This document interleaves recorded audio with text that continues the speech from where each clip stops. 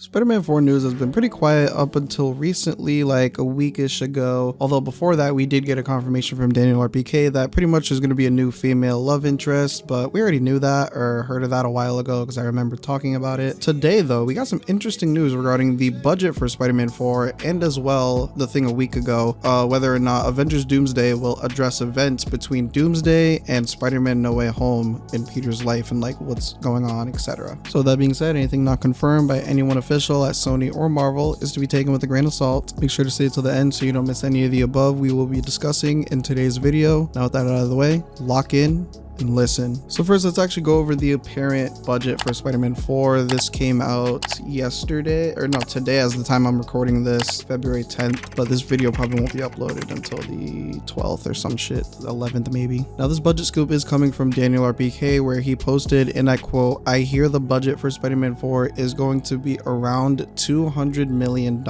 So realistically, that sounds pretty good for a couple of reasons. One, we have heard a lot of stuff regarding the script that they're still, till this day, rewriting the script, trying to make it good so that all parties are satisfied, which of course includes Sony and then Marvel, Kevin Feige, Tom Holland, etc. And then I've always said it, I don't know if I've made it abundantly clear though, like on here anyway, but I always thought the CGI could be better in Tom's Spider-Man movies. I think everybody thinks that, but I don't know. Far From Home CGI wise is probably the best out of his Spider-Man films so far. No Way Home would be right behind that in second, then Homecoming I would put last. Even though the movie doesn't necessarily look terrible, it just doesn't look as good as Far From Home or No Way Home, but even then, No Way Home and Far From Home both have their CGI flaws as well. But honestly though, it's not even just the CGI. I think it's just an MCU problem in general. Like, their films just need to look more colorful in general. With that being said though, Sam Raimi's Spider-Man 2 had a $200 million budget. Everybody loves that movie. Raimi's Spider-Man 3 had a $250 million budget, which is crazy, but there was Sandman and Venom, CGI heavy villains, and for those who don't know, CGI does typically cost more than practical stuff. Then again, with certain characters, you don't really have a choice with Sandman, Venom, characters like that. TASM 2 had a $200 million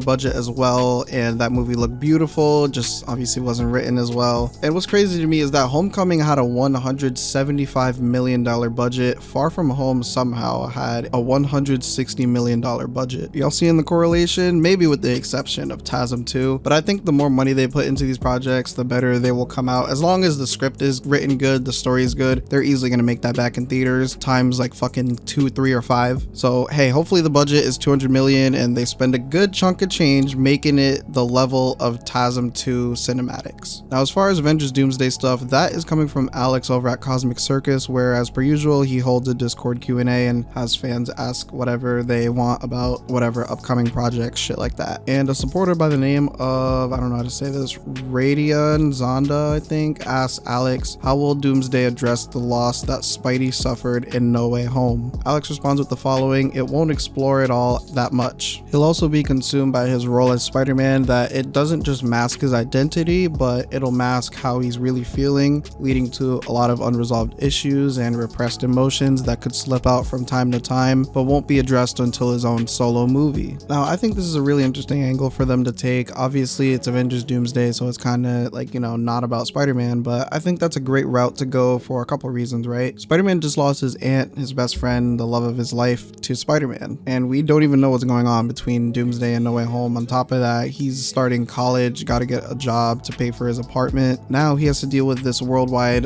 multiverse crisis after he just went through his own multiverse crisis in No Way Home not too long ago. Like, he just can't catch a fucking break. So I think this is good in a way to tease what's to come, especially with the symbiote on the horizon, whether he gets that in Doomsday or Spider-Man 4, however that ends up unfolding. I really like the concept of Spider-Man being a mask for not only his identity, but as well for his feelings and repressed emotions. I don't know if this would be a correct comparison, but it kind of reminds me of how, like, is Batman Bruce Wayne or is Bruce Wayne Batman, when really, like, to me in a way, they're both masks for each other, kind of. Let me know if that was a good or bad analogy or take. While I was editing, a little bit more stuff came out, so I might as well go over that real quick. It's nothing too crazy, but definitely some interesting things to go over. So as most of you know, Fantastic Four 4 trailer just recently came out, and the person who was playing Johnny Storm, Joseph Quinn, he said in an interview he wants his Johnny Storm, aka Human Torch, to meet Tom Holland's Spider-Man. Now obviously this isn't anything like official as far as it's definitely 110% gonna happen, but it's very possible. I think this would be pretty cool because from my knowledge, Human Torch and Spider-Man are actually pretty good friends in the comics, again if I remember correctly. It's been a while since I read any comics, but yeah, a lot of fans would absolutely love this. It would be a massive W. Also, there is speculation / rumors that Tom Holland's Spider-Man will not be taking off his mask for a majority of Doomsday, which obviously right now, again, that's speculation, but it would make sense considering what happened in Far From Home and No Way Home, that, you know, Peter wouldn't want to reveal his identity to anybody ever again. And it fits with the story where he is letting the Peter side of his life go and focusing on Spider-Man more as well, even though the interesting part of Spider-Man is Peter's life, but they will have plenty of time for that in his own solo movie after Doomsday. Bro, I was literally about to render the video and then another thing came out this time from Daniel RPK. He posted February 11th that I hear the script will be finished in a month. I also hear that Holland will appear in Doomsday unmasked, but they will film with a stuntman for a while until he's available. So that's pretty interesting. So the rumors and scoops are starting to align and make sense as far as Tom's Spider-Man in Doomsday goes. For those who don't know, Tom has a busy ass schedule. He's filming so many different projects, the Avengers movies,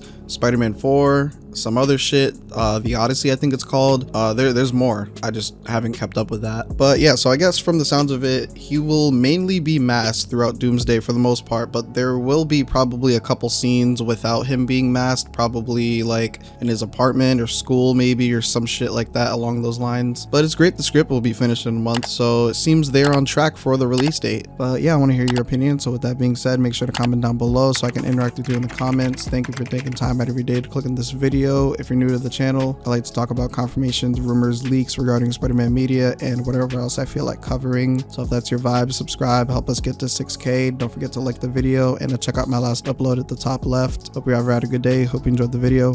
Until next time.